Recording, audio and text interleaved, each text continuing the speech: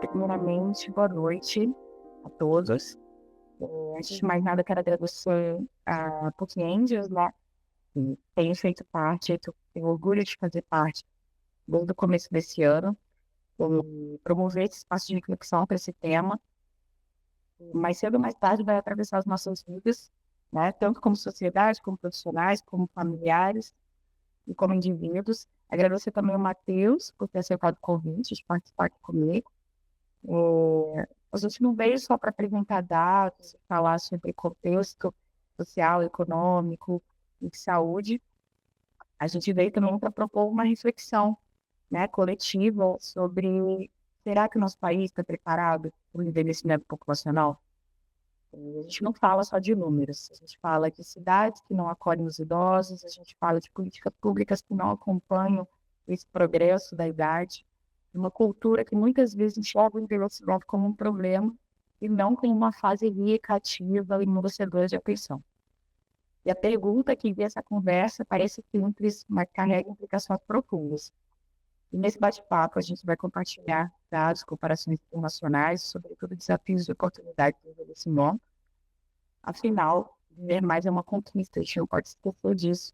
Muitas vezes a gente se depara com pessoas reclamando que estão velhas, e, né, acrescentando problemas à velhice, à terceira idade, quando é uma conquista, na verdade, né, para a população em geral. Então, estávamos ficando velhos, termos a possibilidade de ficar velhos é uma oportunidade incrível para a gente viver coisas que os nossos antepassados não poderiam viver.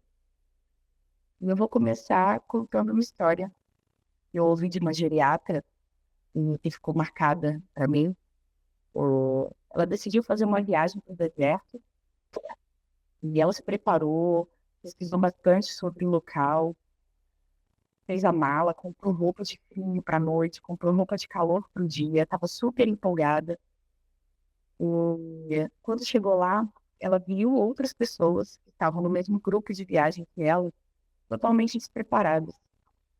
E passaram mal durante o dia com insolação, porque não estavam vestidas adequadamente, não levaram protetor solar, não levaram roupas adequadas. Pessoas que não conseguiram dormir à noite porque estavam sentindo muito frio, também não se prepararam para esse momento, essa mudança de temperatura drástica que você tem do dia para a noite, né, normalmente no resort. E ela escutou de uma das pessoas que estavam acompanhando na viagem, ninguém avisou que seria assim. E aquilo marcou essa médica profundamente, porque a verdade é que todo mundo sabia, né, como era o deserto. Todo mundo tinha essa informação nos guias, nos blogs, nas conversas. O deserto sempre foi assim, sempre foi quente de dia e sempre foi frio à noite. E ao atender o consultório, eh, alguns pacientes dela, depois dessa viagem, uma pessoa de 65 anos, nunca tinha praticado nenhum tipo de exercício físico na vida, chegou ao consultório reclamando que estava com dificuldade de locomoção, que estava sentindo muitas dores, que não estava conseguindo andar. E ela disse, essa paciente disse para essa médica que não sabia que isso poderia acontecer ao chegar aos 60 e poucos anos. E a médica lembrou da viagem, porque não é falta de aviso, é falta de preparo. Então, dizer que não sabia é muito injusto, tanto com a viagem do deserto, quanto com o envelhecimento. Porque a gente sabe que a velhice vai chegar, né? Ela está nos nossos pais, nos nossos avós, nas estatísticas, nos jornais. Hoje em dia tem se falado muito sobre envelhecimento, né? Está num hype social, digital muito grande. Eu, como enfermeira há mais de 10 anos, já trabalho com envelhecimento há mais de 10 anos. Então, que as pessoas estão começando a se preocupar mais, estão começando a olhar mais para isso. Mas será que ainda vai ser o suficiente? Né? Será que a gente está dando a devida atenção para esse contexto novo no nosso país? Então, a gente vai falar um pouquinho sobre isso. Eu sou enfermeira de formação, como eu falei, sou formada na Universidade Federal do Espírito Santo, tenho especialização em excelência operacional no Albert Einstein, tenho MBA na Fundação Getúlio Vargas, em gestão de saúde. E trabalho com idosos há muitos anos, né, desde quando eu comecei minha carreira, bem novinha, uns 19 anos, eu comecei a trabalhar na área de enfermagem. E sempre fui muito conectada nesse mundo, né? Sempre foi um desafio muito grande aprender sobre a longevidade quando ainda não se era tão falado, há 10 anos atrás. E fico muito feliz de hoje em dia ter um assunto tão divulgado nas redes sociais, na televisão, que a gente possa discutir isso muito mais daqui para frente. A gente vai falar um pouquinho de alguns dados, algumas coisas simples. Aí, Matheus, pode passar, por favor.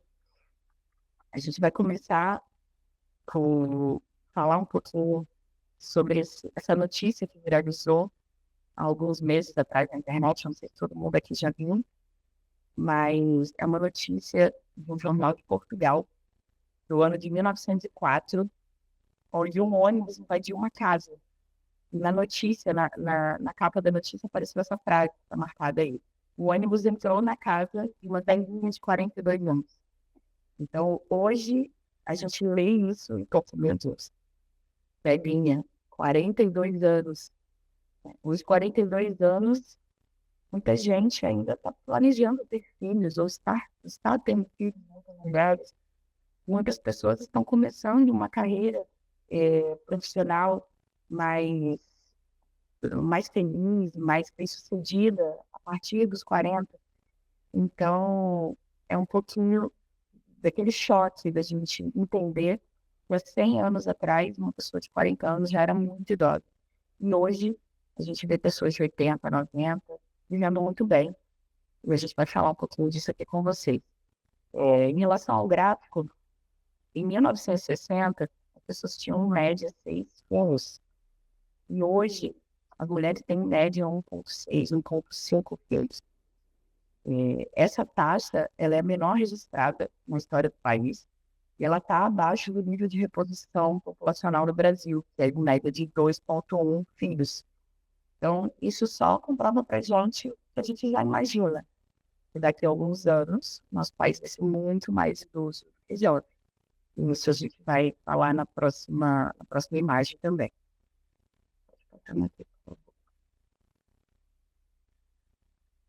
Aí é um pouquinho da projeção da população brasileira. Essa é a nossa pirâmide etária, né, que agora, em 2023, ela está muito mais achatada na base. Uma previsão, uma projeção é que para 2070 ela não seja mais uma pirâmide, ela seja alguma outra figura que eu ainda não sei bem o que é, mas com certeza ela vai sair desse contexto de pirâmide e a nossa população idosa vai estar muito mais presente do que a nossa população jovem. É engraçado que a expectativa de vida nos anos 60, ela era em média de 47 anos aqui no Brasil, como a gente já teve uma noção ali na notícia que a gente viu do jornal. Hoje ela está em 77 anos, né? Lembrando que as mulheres vivem mais. Então, é um orgulho para a gente se cuida mais, a gente merece viver mais. Então, as mulheres vivem em média 79, 80 anos, e os homens estão vivendo em média 72, 73 anos. Engraçado dizer que em 2020, antes da Covid, a média populacional, de expectativa de vida, ela já era 77 anos. E com a Covid, em 2021, essa expectativa de vida baixou para 72. Então, a gente entende que se a gente não tivesse tido a Covid, provavelmente a nossa expectativa de vida no Brasil já estaria acima dos 80. Mas agora, retornando ao aumento da expectativa de vida, a gente voltou para o patamar de 77 anos aí, vivendo em média nossa população. Pode passar, por favor. E aí, quando a gente fala em envelhecimento, a gente tem grandes desafios. Selecionei 4 vezes para a gente discutir um pouquinho. Eu acho que são os que a gente mais se pergunta como vai ser daqui para frente, né? Pensando nesses 4 temas. Quando a gente começa a falar de previdência, a gente sabe que ela vai enfrentar um desafio sem precedente nos próximos anos, que é como que a gente vai sustentar o sistema. Em breve, cada trabalhador ativo vai ter que suportar financeiramente, em média, 2 idosos. Né? Então, o que isso significa? Uma pessoa trabalhando, pagando a previdência, e 2 aposentados, nessa razão de dependência, né, entre trabalhadores ativos e aposentados. Hoje, a gente está numa média de 4-1. Né? Então, a previsão é que até 2070 a gente mude esse patamar de 1-2. Ou seja, uma pessoa trabalhando para garantir o benefício de 2 aposentados. Então, as projeções são, né, drásticas assim, para o nosso país, porque o sistema previdenciário ele foi concebido para pessoas jovens, né, e foi concebido para poucos aposentados. E hoje nós já somos muito aposentados. Daqui a alguns anos nós seremos ainda mais. Então, a pergunta que fica é: como manter um sistema que originalmente foi feito para os jovens diante de uma população que cada vez mais está envelhecida? Será que esse sistema vai sobreviver? Fica a dúvida aí para a gente refletir um pouquinho sobre esse assunto. Quando a gente fala de saúde, a gente tem que pensar que esse crescimento da população idosa, ele também trouxe uma demanda muito crescente de cuidados complexos em saúde. Segundo o IBGE, 75% dos brasileiros com mais de 60 anos têm pelo menos uma doença crônica. E é a doença crônica, para quem não é da área: hipertensão, diabetes, doenças cardiovasculares. Então, como que a gente está pensando, como que a gente está se programando para envelhecer com saúde? Será que as pessoas acima de 60 anos que vão precisar de acompanhamento constante, que vão precisar de uso contínuo de medicamentos, uma integração de diferentes especialistas médicos, profissionais da saúde? Será que a gente, os governantes do nosso país, estão olhando para isso? Outro dado super preocupante e triste, né? Diga-se de passagem, eu que trabalhei há alguns anos com o ILPI, que é uma instituição para longa permanência de idosos, né, mais conhecida como casas de repouso, eu vi a quantidade de pessoas com diversos tipos de demência, incluindo a mais conhecida, que é a doença de Alzheimer. E esse dado, né, projetado pela Organização Mundial da Saúde, é que a doença de Alzheimer no Brasil vai pelo menos triplicar até 2050. E a gente vai ter uma população média de 3 milhões de idosos com doença de Alzheimer no nosso país. Isso, com certeza, vai ser um dos maiores desafios, tanto da saúde pública como da saúde privada. O sistema público, eu não preciso comentar, mas a gente sabe a dificuldade que vai ser para lidar com essa população. Mais de 60% das unidades básicas de saúde do SUS não tem estrutura adequada para atendimento geriátrico. A rede de atenção domiciliar da saúde pública, ela é importantíssima para garantir que esse idoso tenha um acesso digno a cuidados de saúde no próprio domicílio. Então, a gente possui isso no nosso sistema de saúde, mas isso ainda é muito difícil de conseguir ser acessado, ainda não está difundido nas cidades, nos estados brasileiros, da forma como deveria. Não tem acompanhado a evolução da maioridade no nosso país. E no setor privado, a gente vê a dificuldade dos planos de saúde ou promover um atendimento digno para os idosos, promover atendimento de especialidade, né? A gente vê muitas vezes planos de saúde e acabam não aceitando e dificultando a entrada de pessoas idosas para atendimento, né? E isso acaba mostrando para a gente que muitas empresas privadas não estão preparadas ainda, né, para cuidar da população envelhecida no país. O resultado disso é um sistema totalmente fragmentado, tá, que dificulta o manejo das condições crônicas dos idosos, impacta negativamente a qualidade de vida desse idoso, aumenta os riscos de hospitalizações, de quedas, principalmente, que hoje é um dos maiores, o maior índice de hospitalização e de morte em idosos é relacionado a quedas. E mais de 80% dessas quedas acontecem em casa. E aí, entrando nesse assunto, falar um pouquinho sobre acessibilidade. Eu acho que cada um de nós, se sair na rua de casa hoje, de onde mora, e olhar bem para a calçada, e para a rua, e para os comércios em volta, vai perceber que nenhum desses estabelecimentos, muito menos as vias públicas, estão preparadas para trazer acessibilidade para um idoso cadeirante, por exemplo, ou para um idoso com dificuldade de locomoção. Então, eu acho que isso fica muito nítido quando a gente visualiza de outra forma os ambientes que a gente frequenta. E aí, por trabalhar com isso, toda vez que eu chego a um shopping, a um teatro, a um cinema, eu vou a algum parque, até mesmo a praia, eu sempre visualizo, poxa, se fosse um idoso, que já foi meu paciente, por exemplo, será que ele conseguiria acessar esse lugar? E a partir do momento que a gente nega esse acesso para o idoso, o que acontece? Ele acaba ficando deprimido, ele acaba se isolando socialmente, né? E isso acaba trazendo mais malefícios ainda e mais consequências para a saúde desses idosos. Então, a gente precisa entender se a gente está construindo cidades preparadas para a longevidade ou se a gente está preparando barreiras para quem envelhece nessa cidade.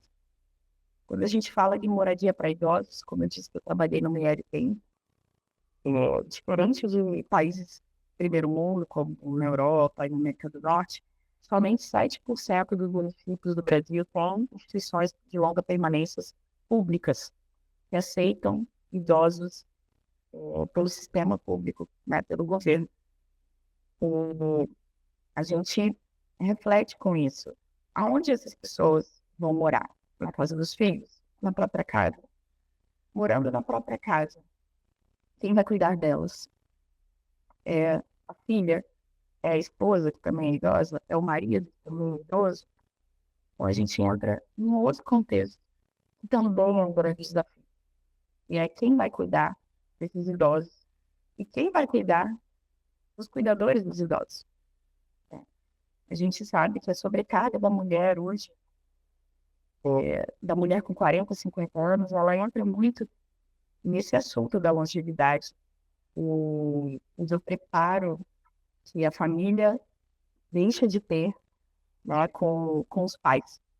Então, hoje, uma mulher de 50 anos, ela acabou de ter um filho com 40 e poucos, então ela tem uma criança, um adolescente para cuidar em casa, ela está no auge da carreira dela, né, no auge do momento profissional dela, muitas vezes, e ao mesmo tempo ela tem que cuidar dos pais que têm 80 anos, né, que podem, em algum momento, depender de alguém para as atividades básicas do dia, como comer, como se locomover.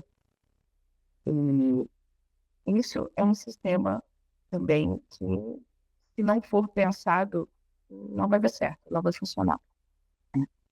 Vou falar um pouquinho do contexto internacional, mas já adiantando, muitos países do primeiro mundo têm instituições que acolhem idosos públicas, exatamente pensando nessa manutenção da autonomia do idoso. E muitas vezes o próprio idoso não quer morar com os filhos, ele não quer se sentir dependente, ele não quer admitir que precisa de ajuda, né? E pedir essa ajuda para os filhos. Então, muitas vezes o idoso opta por ir por uma instituição onde ele vai continuar tendo uma certa autonomia, porém, cercado aí de profissionais que, caso aconteça alguma emergência ou tenha alguma necessidade, ele vai conseguir ser atendido de prontidão.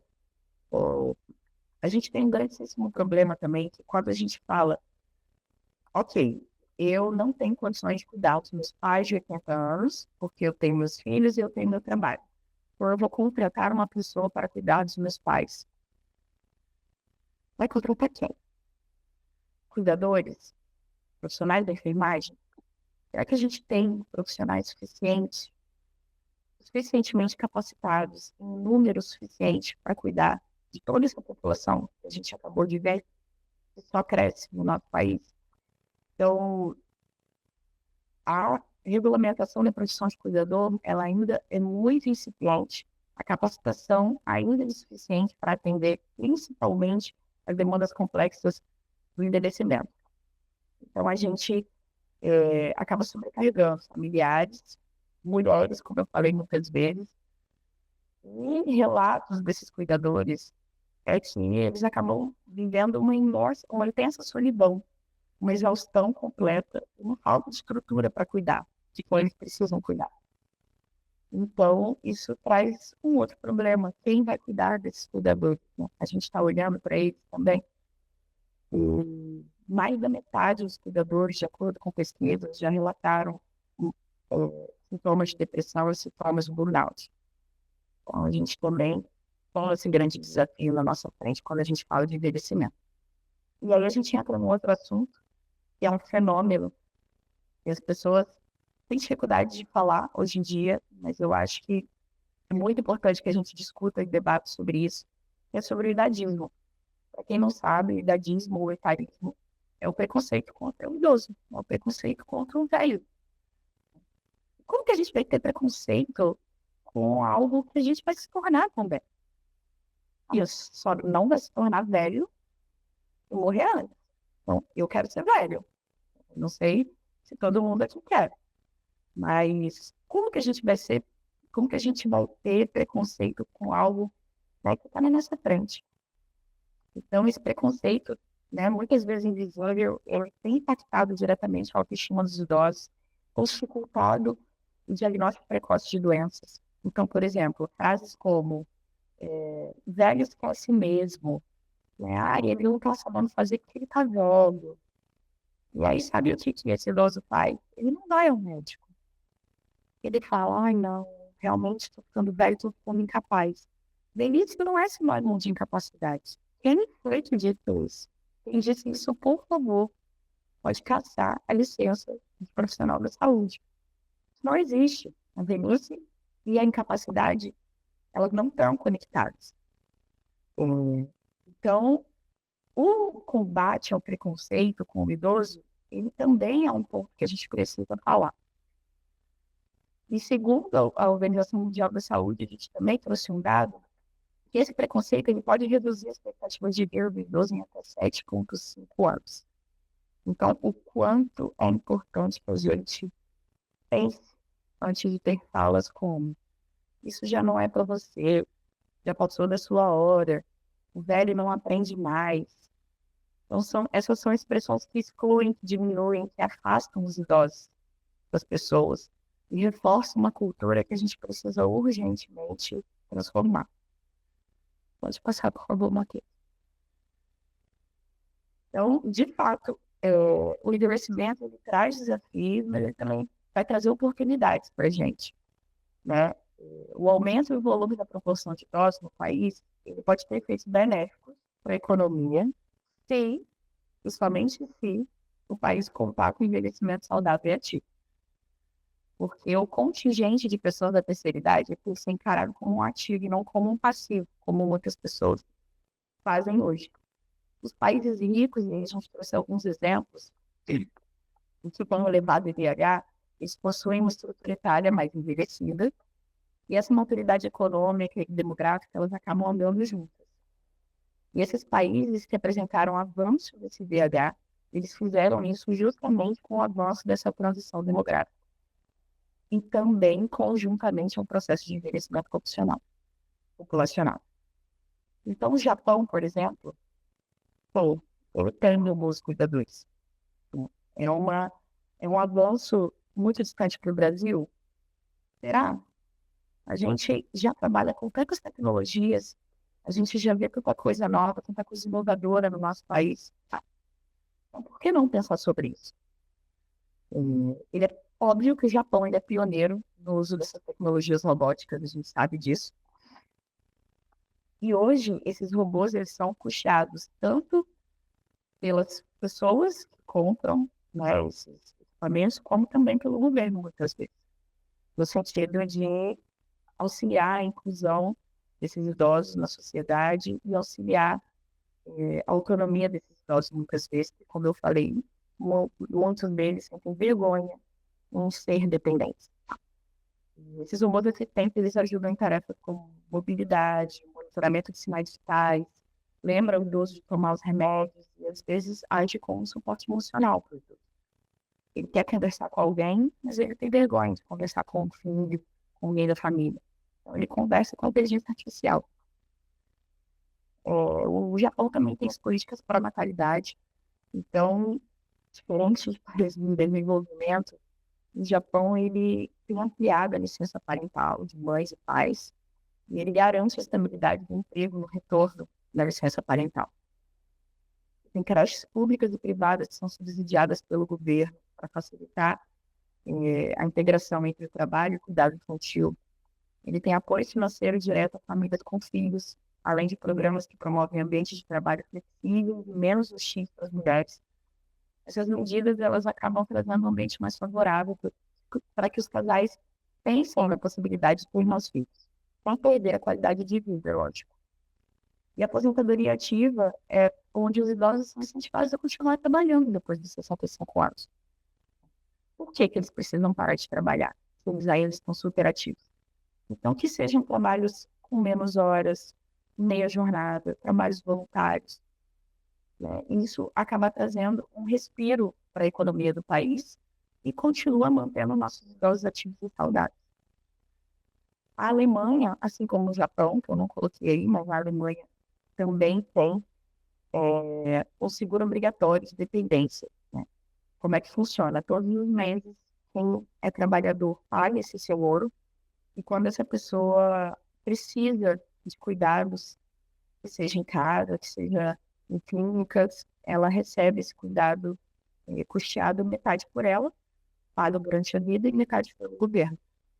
Então, esse seguro ele cobre uma parte significativa desses custos com saúde e reduz o impacto financeiro sobre essas famílias e idosos no final da vida.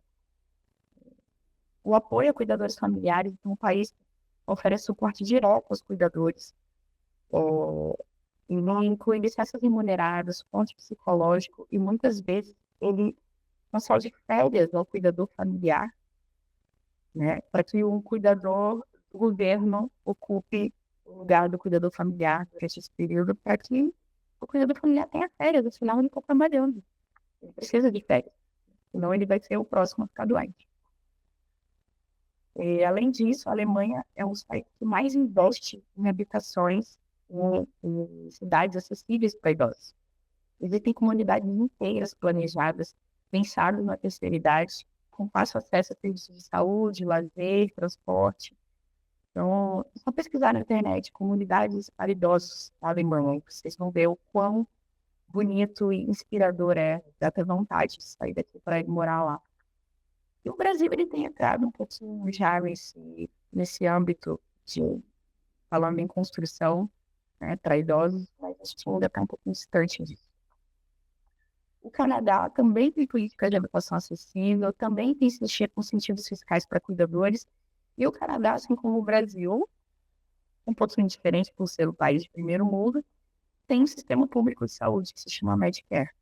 Nesse sistema público de saúde, ele tem uma política voltada exclusivamente para o idoso. Então, esse idoso ele tem um acesso muito mais facilitado para o serviço de saúde no país. Então, isso traz uma tranquilidade, né, para essa pessoa idosa, traz uma tranquilidade para os familiares. E isso inclui, né, serviços de cuidados de longo prazo, etc. Então, a gente consegue pensar com todos esses exemplos internacionais que tem solução, né? A gente não precisa, óbvio, eu trouxe os problemas e os desafios aqui para a gente entender o quão grave é esse avanço populacional da maioridade e o quanto a gente precisa discutir isso o quanto antes.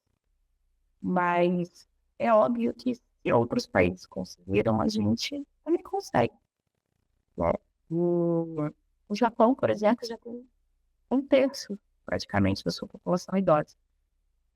A gente hoje tem em torno de 15 milhões de pessoas idosas no Brasil, acima de 65, 70 anos. Então, a gente precisa pensar em quando a gente chegar em 30%, em um terço da população idosa, que não vai demorar, a gente também vai conseguir aplicar alguma dessas políticas e como. Né? Se nossos governantes estão olhando para isso, nós, como sociedade, estamos olhando para isso, se os empresários estão olhando para isso. Então, queria deixar essa reflexão aí para todo mundo. E é óbvio, a gente também tem oportunidades com essa geração. E o Matheus vai falar um pouquinho agora para vocês sobre essas oportunidades, para a gente não ficar só com notícia triste aqui na apresentação. Pode falar, Matheus. É, não, notícia triste não, você trouxe exatamente como o Daniel falou, boas reflexões, né? Eu fiz várias anotações aqui, né? Boa noite para todo mundo que está aí. Eu acho que a gente é um tema extremamente relevante, é um tema que atrai as atenções nossas e eu sei, né? Eu agora descobri que sou um velhinho de 42 anos. Então, eu, como um bom velhinho de 42 anos, fico, obviamente, tomo essa causa para mim. E tem muita coisa interessante que a gente tem que buscar dessas reflexões em relação às políticas públicas, em relação às boas práticas, em relação aos exemplos que a gente está vendo por aí. Mas tem uma coisa que eu, ve, que eu venho aqui também trazer um contraponto, né? Quem sou eu aqui? Eu não sou da área da saúde, igual a Rani, não estudei a questão do cuidado com o idoso, não tô olhando para a saúde e bem-estar no sentido do cuidado, mas sim no sentido mais do negócio, no sentido do como é que a gente também olha pelo viés ativo, né? Como a Rani trouxe ali a aposentadoria ativa no Japão. Pô, a gente, eu até escrevi um artigo há um tempo atrás falando o seguinte: sou pai aos 41, Rani. Então, assim, depois dos 40 me tornei pai, né? Um velhinho de 42 anos com um filho de 1 ano e 2 meses. Mas qual foi a reflexão que eu comecei a fazer para mim mesmo, né? Justamente com o nascimento do meu filho. A gente comemora, a família para, os amigos, a sociedade inteira aplaude os primeiros passos de uma criança, mas a gente parece que quer esconder os passos de quem já está né, num lado mais, já caminhou bastante tempo na vida.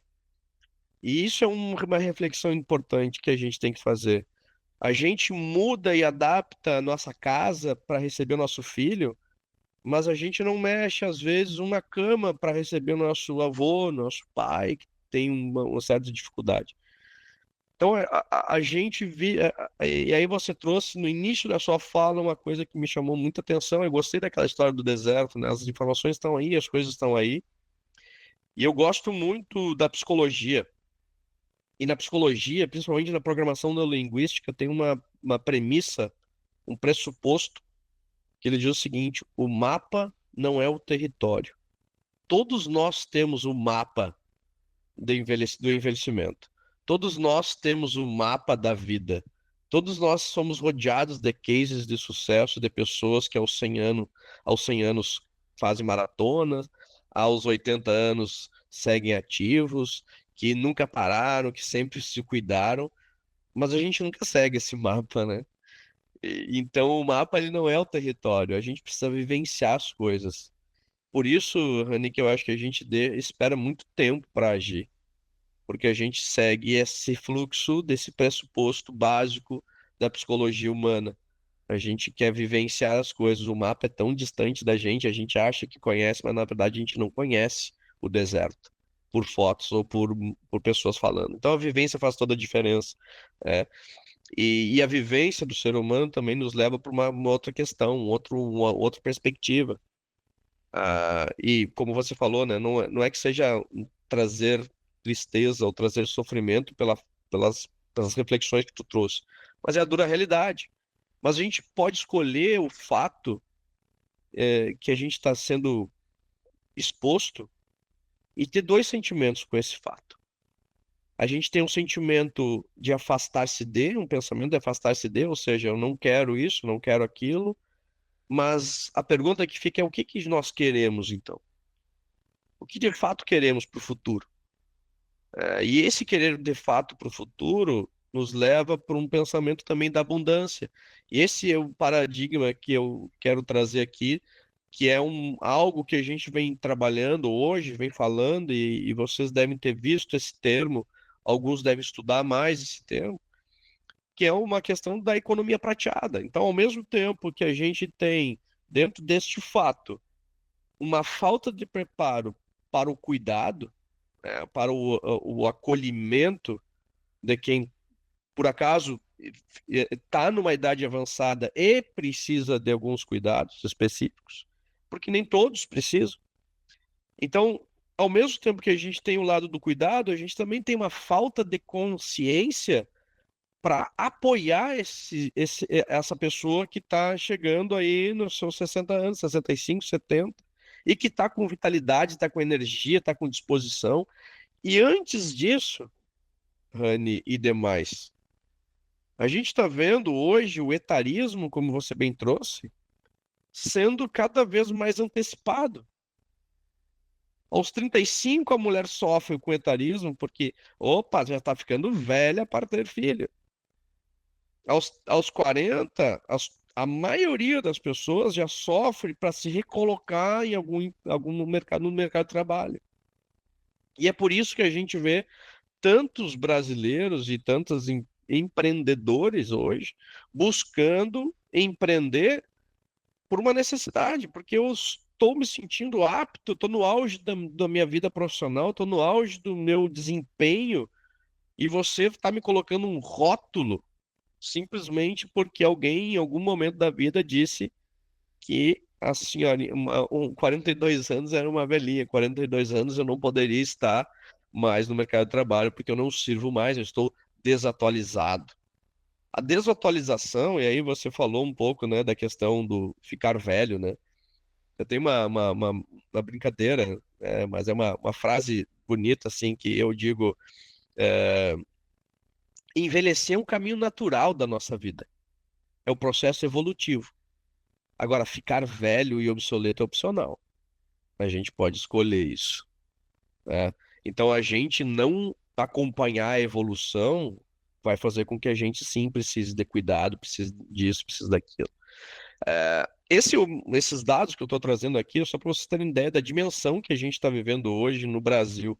Então, a gente hoje o mercado, esse mercado que necessita sim de cuidado, mas um mercado que é ativo, movimenta 2 trilhões de reais por ano. Isso é uma estimativa que está aumentando cada vez mais. Porque, ao contrário das novas gerações que estão chegando num pensamento mais efêmero, um pensamento mais efêmero que eu digo, hoje eu trabalho aqui, hoje eu experimento lá e tá tudo certo. A geração que a gente está vendo hoje, que já estava nos seus 65, nos seus 50, nos meus 42, é uma geração que foi acostumada a acumular riqueza, a acumular patrimônio, a economizar, porque a gente presenciou a escassez, não a abundância dessa nova realidade que a gente vive hoje. A gente vivenciou inflação astronômica, a gente vivenciou trocas de moedas, a gente vivenciou um monte de coisa. Então, meu pai, por exemplo, é contador. Meu pai sempre organizou a casa, organizou as finanças, dizendo assim, pô, a gente tem que economizar, a gente tem que ter uma poupança, tem que ter isso, tem que ter aquilo. Então, a geração que está chegando hoje nos seus 60 anos é uma geração que acumulou, sim, muito dinheiro, ou não, não muito, mas tem uma grana, porque se preparou para quê? Quando eu me aposentar, eu vou aproveitar a minha vida. Então, esse dinheiro está aí, e a gente está entendendo isso como uma oportunidade para que essas pessoas possam investir, possam empreender, possam gastar, possam viajar, possam se divertir, possam fazer coisas além de comprar remédio, além de pagar hospital, além de pagar outras coisas. Essa realidade a gente está entendendo que a gente está ressignificando. Para vocês terem uma ideia, 70% da riqueza das famílias americanas está nas mãos dos 50 a mais. E dois em cada 10 brasileiros mais ricos também estão nesse grupo. Então, corrobora por esse ponto que a gente está falando, é uma economia prateada, é um movimento que a gente está entendendo hoje, que é um movimento que está deixando de simplesmente esperar as coisas acontecerem, mas é um movimento também bastante lúcido de que queremos fazer algo, queremos desenvolver alguma coisa, queremos deixar ainda há tempo de deixar o nosso legado.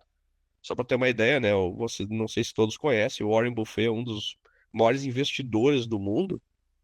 Declarou sua aposentadoria aos 94 anos de idade, agora esse ano, e disse: agora eu vou aproveitar minha vida. Então ele olhou os seus 94 anos e disse assim: não, fiz o que eu tinha que fazer, mas eu ainda tenho tempo. E realmente tem. O início desse ano, em Austin, no Texas, teve um evento chamado SXSW, South by Southwest. É um evento que reúne tecnologia, inovação, cinema, música. É um evento que toma conta da cidade. E as principais inovações, tendências, acabam sendo discutidas nesse evento. Uma das falas desse ano sobre longevidade, teve muitas trilhas sobre longevidade, mas uma delas trouxe uma frase emblemática do Ray Kurzweil, que é um dos grandes futuristas que a gente tem hoje no mundo, e ele diz o seguinte: quem viver os próximos 5 anos, quem estiver vivo daqui a 5 anos, possivelmente vai viver até os 500. Por quê? Porque a gente está desenvolvendo tecnologias para isso. A ciência, a medicina estão evoluindo de uma maneira tão grande que daqui a pouco a gente vai conseguir substituir partes do corpo, a gente vai conseguir recuperar partes do corpo. A gente já está vendo hoje, né, vacinas experimentais para Alzheimer, vacinas experimentais para várias doenças que antigamente a gente não tinha nem perspectiva disso acontecer. O câncer, quando a gente via alguém com câncer, a gente já dizia assim: coitado, morreu, já está morto. É. Hoje a gente vê pessoas se recuperando de dois, três cânceres, que é uma coisa, parecia um milagre no passado, mas hoje a ciência está demonstrando que a gente está avançando nesse ritmo. Então pense em você, tudo que a Rani trouxe, se a gente já está hoje com um problema, sendo que a expectativa de vida está em 70 e poucos, você imagina a expectativa de vida em 500 anos, Rani. Como estaremos, né? Então a gente está tendo que preparar para isso. Mas uma das coisas que parte também, que é muito importante, que foi muito debatido nesse evento, foi o seguinte: um psicólogo falou a seguinte frase: a ciência e a tecnologia conseguem reparar qualquer parte do nosso corpo. Isso é provado. A única parte que a gente não consegue com tecnologia substituir é o nosso cérebro. É o nosso modelo mental, é a forma com que a gente quer viver a nossa vida. Isso não existe tecnologia no mundo que não tem, vai partir de cada um de nós. Por isso que eu trago esse slide falando das novas narrativas. Então, as novas narrativas, elas olham, sim, a questão do cuidado, como a Rani bem trouxe, uma questão de que a gente, sim, vai envelhecer, é normal da nossa vida, é um processo evolutivo. E até uma curiosidade aqui, falando em saúde, né, buscando algumas informações, me metendo um pouco na ideia aqui. Mas não sei se todos, né, já pesquisaram sobre isso, mas por que que a gente nasce e se desenvolve rapidinho, muito rápido?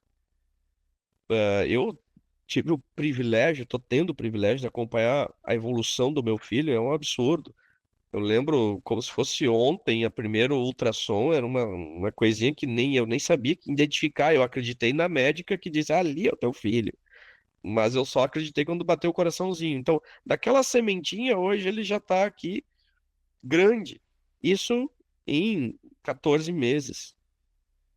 Então, imaginem como que seria, né, a nossa vida se a gente seguisse evoluindo dessa rapidez toda.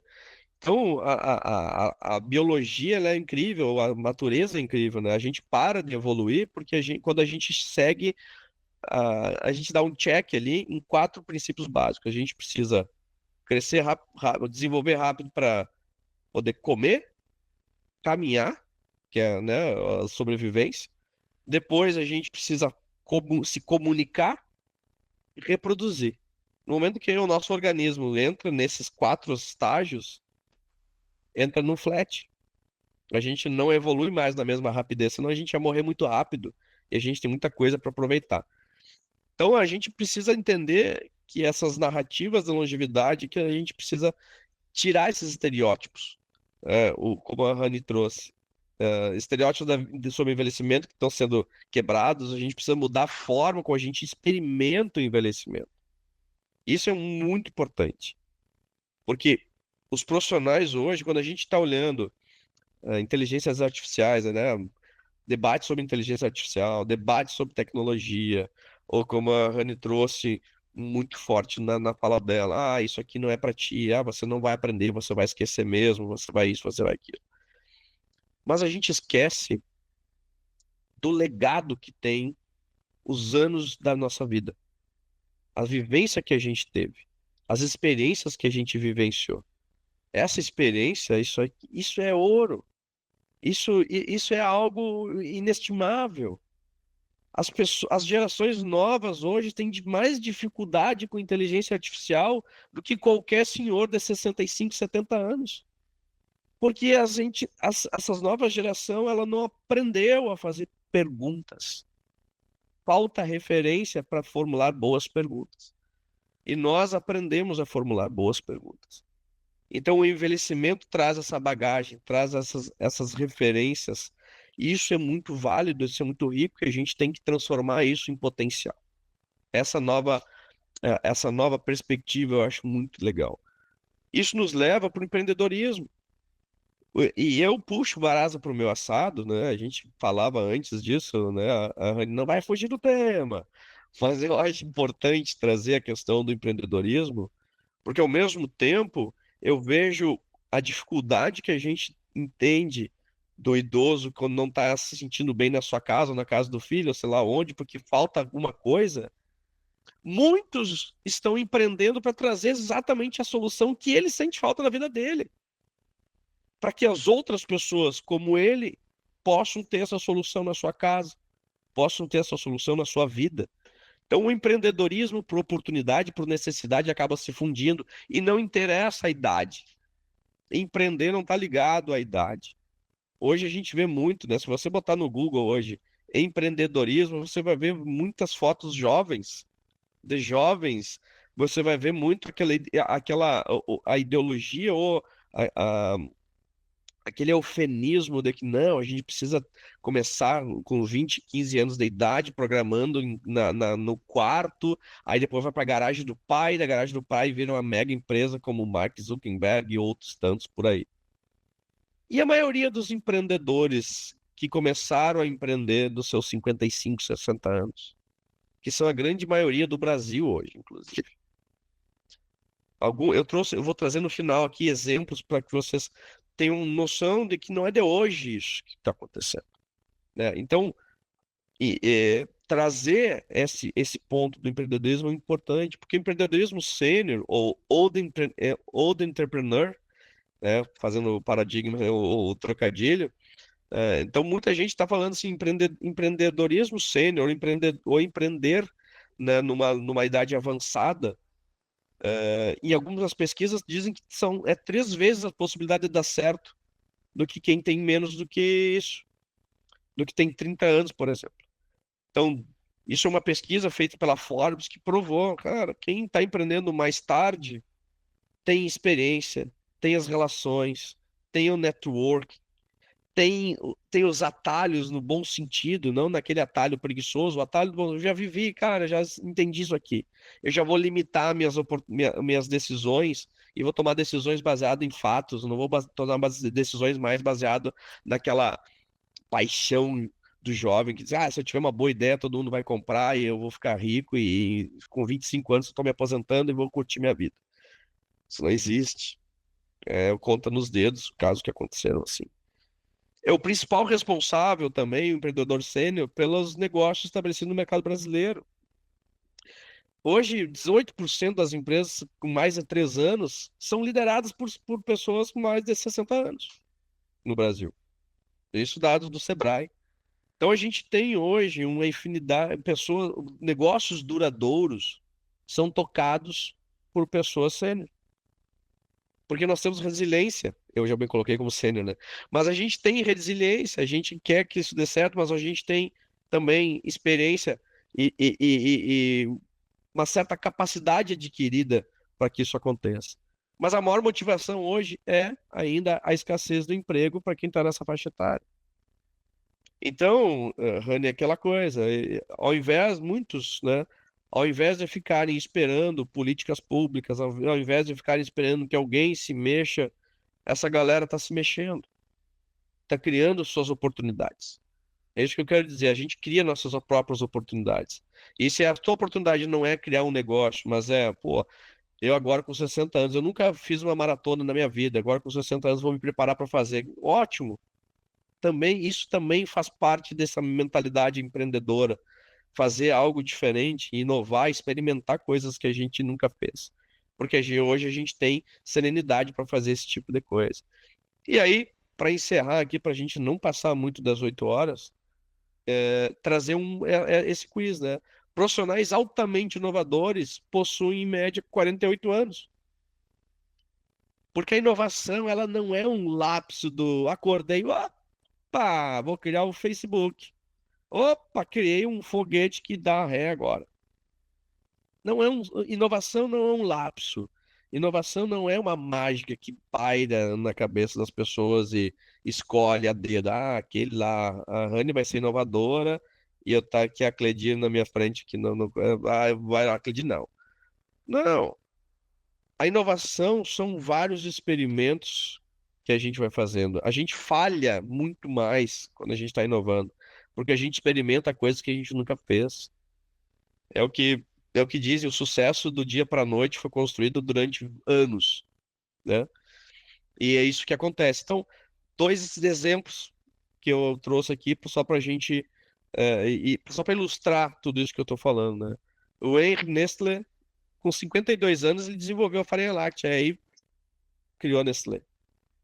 O John Penderboom, com 55 anos, ele lá, sem querer, desenvolveu a fórmula da Coca-Cola e começou o império. Então, gente, a gente tá olhando para, na verdade, a gente olha hoje as capas da revista com aqueles rostinhos jovens e diz, putz, passou o meu tempo, né? Eu deveria ter se inovado quando eu era um adolescente. Mas, na verdade, a exceção são os jovens. Quem mais está inovando hoje são pessoas com 48 anos ou mais. Quem mais tem condições de criar inovações que realmente deem certo são pessoas com 48 anos ou mais. Então a gente está vivendo hoje, né, fazendo o fechamento da minha parte aqui para a gente, se der tempo, dar uma debatida. Enquanto a gente está envelhecendo, a gente está vendo o Brasil envelhecer, a gente está vendo a população envelhecer, e a gente está vendo esse despreparo ou esse hiato, né, entre o envelhecimento e a preparação da sociedade para cuidar desse idoso, a gente também está vendo o hiato desse idoso que está aí no auge da sua jornada profissional, no auge do seu conhecimento, do seu intelecto. A gente também não está vendo políticas públicas, fundos de investimento, incentivos para que essa pessoa possa empreender, tirar do papel, tirar da cabeça a sua ideia e colocar isso dentro de um negócio, colocar isso a serviço de novo da sociedade. Eu acho que essa aqui é a grande reflexão, né? A gente tem muito a contribuir, mas por alguma razão chancelaram. Você tem 45 anos ou mais, então você precisa de cuidado. Ah, se você precisa de cuidado é um outro problema. Joga pra lá. E aí, encerrando mesmo, eu digo o seguinte: quando você trouxe, né, Rani, a questão da previdência, é, o que eu vejo é o seguinte: por muito tempo a gente limitou o futuro pela capacidade da gente conseguir enxergar. Então, assim, a Previdência foi criada, muito legal, mas assim, e se um dia explodir? Cara, problema da outra geração. Eu vou sempre jogando para outra.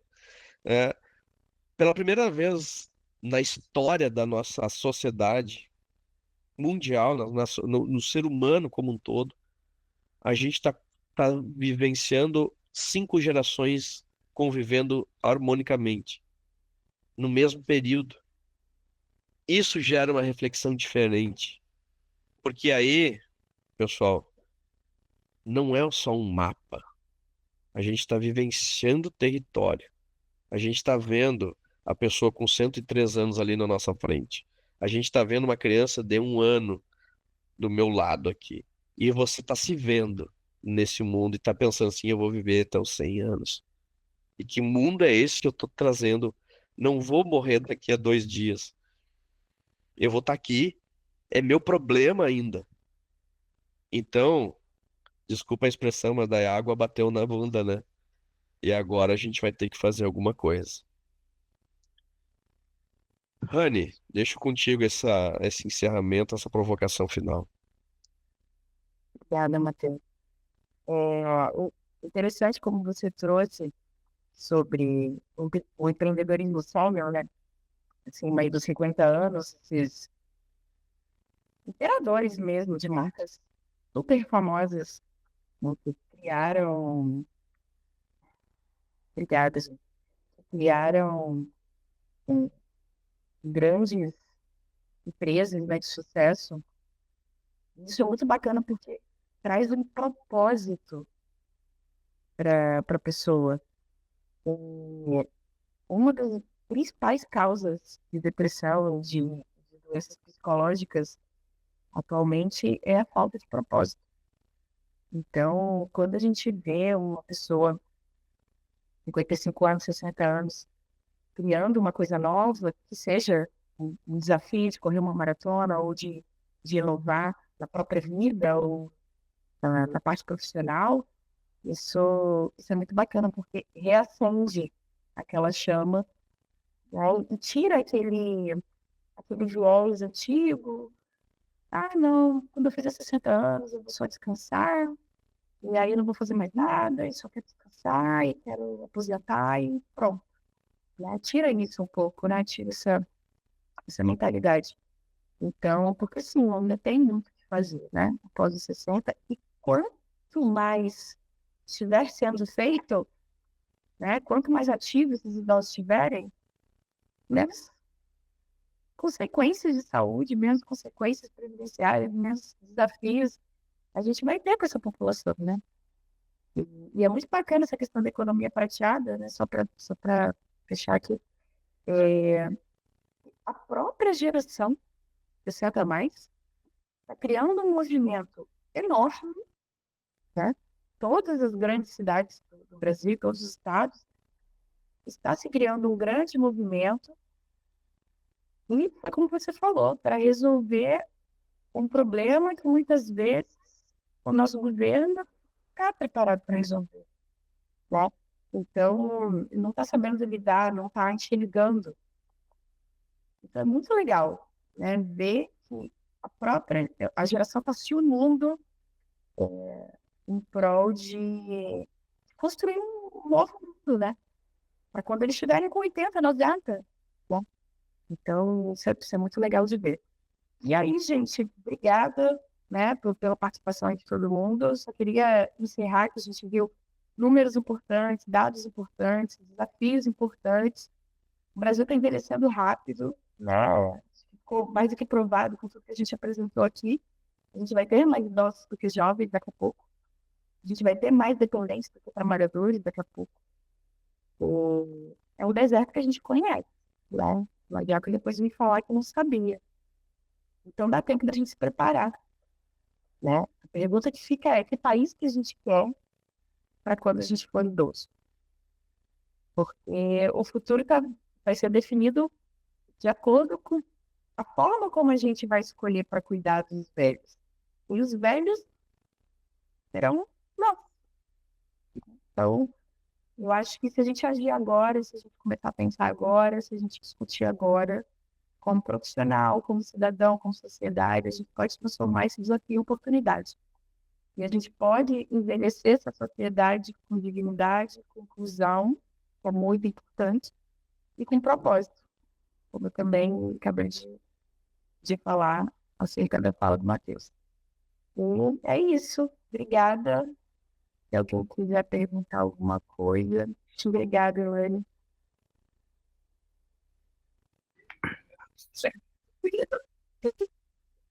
Excelente, excelente apresentação, pessoal. É, acho que é importante frisar aqui também é, que esse evento foi gravado, né? E a gente vai disponibilizar a gravação depois no YouTube da PUC Angels, tá? Então, para aqueles que perderam, vão ter a chance de rever aí na íntegra essa apresentação de vocês, tá bom? Maravilha. Alguém tem alguma pergunta, pessoal, para fazer aí? Se tiver, pode ficar à vontade para a gente poder tirar dúvidas, esclarecer algum ponto aí. Ó, foi um prazer. Tô vendo o Matheus e a Elaine agradecendo aqui nos comentários. Gente, foi super bacana. É um tema que eu adoro falar, adoro discutir. Eu brinquei com o Matheus quando a gente estava se preparando para a apresentação, que se deixasse a gente ia ficar falando aqui a noite toda, porque é um tema que nós dois nos interessamos bastante, temos prazer de falar. E eu acho que, se alguém tiver alguma pergunta, fica à vontade que a gente está aqui mesmo para falar isso. Senão, a gente não diz ok. Exatamente. Eu quero só agradecer a todos aí, como Apenas que devemos viver bem com saúde depende de nós. Perfeito. é isso aí. Exatamente. A gente não pode ser definido pela nossa idade, né? Muitas vezes isso que leva ao preconceito, né? Isso que leva ao etarismo. Então, quando os outros definem a pessoa pela idade, mas essa pessoa já tem 70 anos. Bom, assim, o idoso caiu, quebrou um fêmur, ficou acamado. Mas ele já acabou, já tá 50 anos. Uhum. Não tem problema, né? Então, a gente não pode categorizar a pessoa pelo número, né? Tá certíssimo. É isso então, Matheus. Muito obrigada de coração por ter participado aqui comigo.